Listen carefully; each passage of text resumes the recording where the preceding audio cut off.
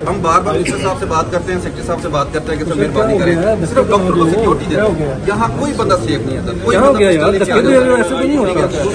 दूसरी सर बात सुने सर, म्यू हॉस्पिटल में पिछले 3 साल से कोई भर्ती नहीं हुई, मैन पावर बिल्कुल कम है। एक जो डॉक्टर है 7 मरीजों को देखता है।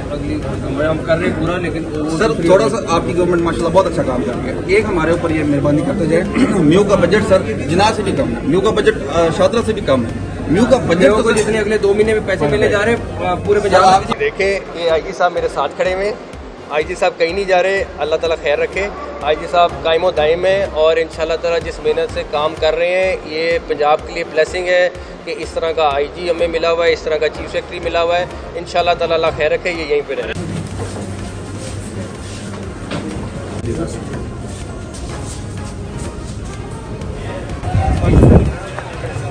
तो सर ये वाली मेन ओपीडी है सर, और इसमें सर बिल्कुल मेरा ख्याल है पिछले 50 साल में कोई इन्वेस्टमेंट नहीं है, बेसिक रिपेयर की